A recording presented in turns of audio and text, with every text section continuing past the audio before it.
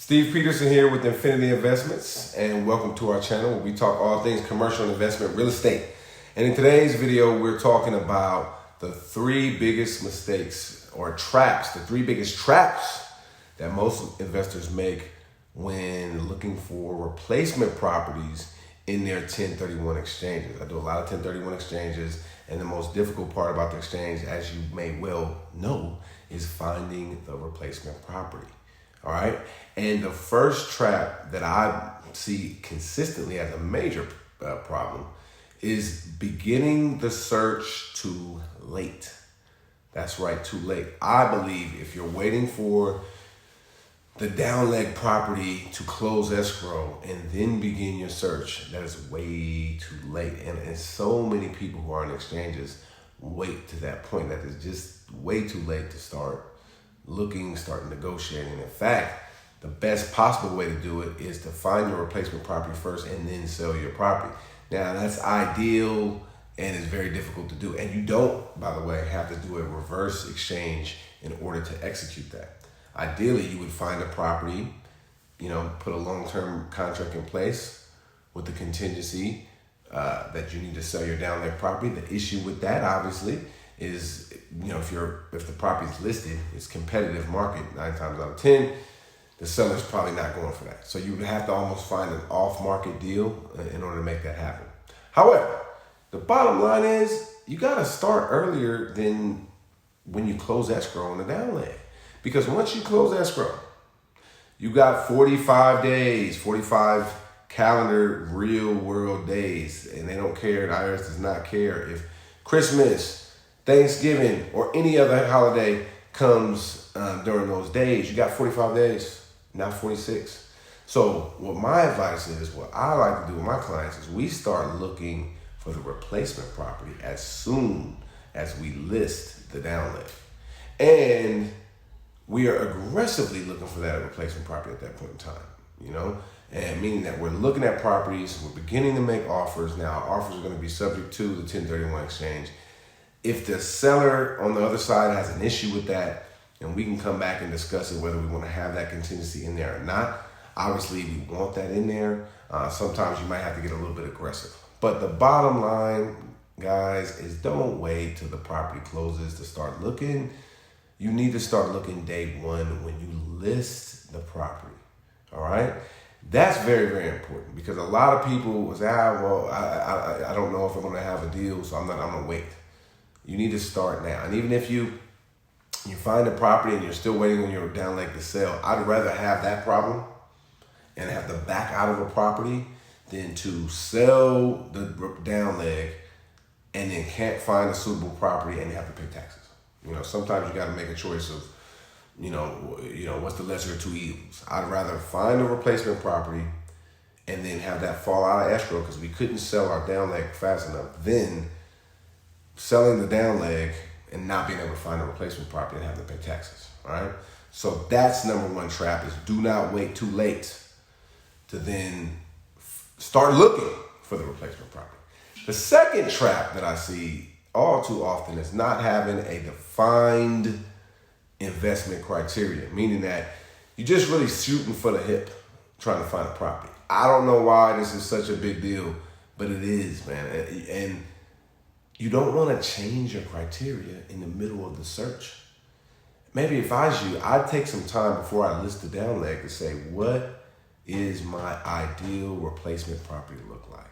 And what I do in order to help me to make that criteria is to do my return on equity versus the return on investment comparison. When you bought the property, you put up a certain amount of cash, that cash is yielding you X. Now that property's equity has grown, hopefully, and now that equity is yielding you Y, all right? And it may be time for you to sell, because if you took that equity, you could probably double or triple your cash flow, right?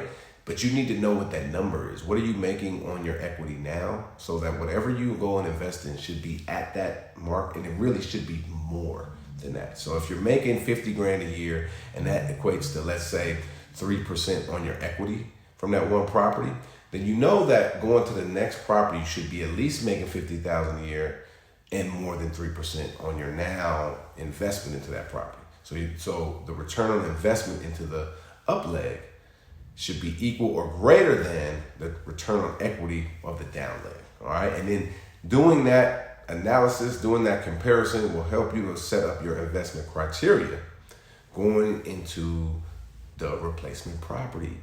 But you got to sit down and do that, and especially I think if you're considering changing asset classes. If you're saying, hey, I'm going to go from apartments to single tenant triple net, which is very popular, or I'm going to go out of hotels and I'm going into industrial. You really got to sit down and define it clearly, because if that's not like your claim to fame, or it's not something that you're really, really familiar with, the better you are about what you want, the more clarity you have about what you want, I think that'll help you out when you're on the hunt, right? I know it will help you out when you're on the hunt. So take the time up front. Figure out what your return on equity is. Figure out what you need to make on the next one. Define your criteria and then go after it, all right?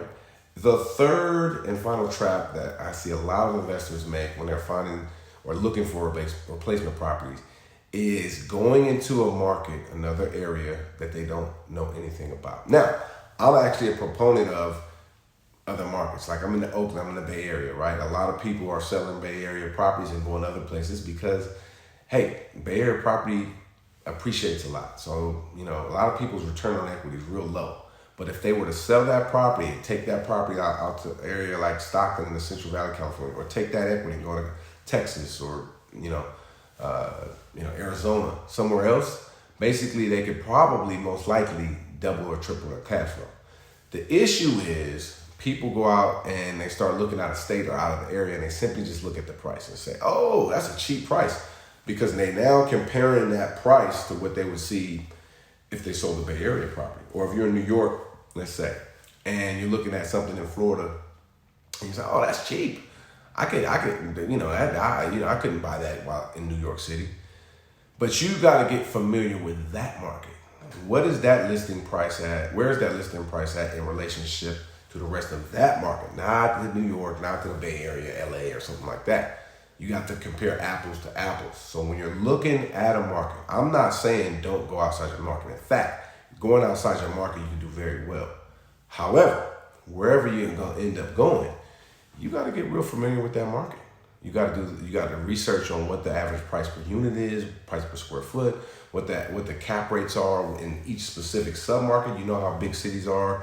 One part, like in Oakland, you got a property in East Oakland that's going to be a whole different cap rate than a property right by the lake, right? And I'm sure every big city, every major area has that difference within the city. So you need to be prepared for that, right? And I be looking into a city and say, oh, this is a 6 cap rate. This is dynamite. But actually, in that submarket, everything else might be trading for 7. So you might, if you're paying 6, well, maybe you're paying a little bit too much, right? So you need to get familiar with the market that you're going to exchange into.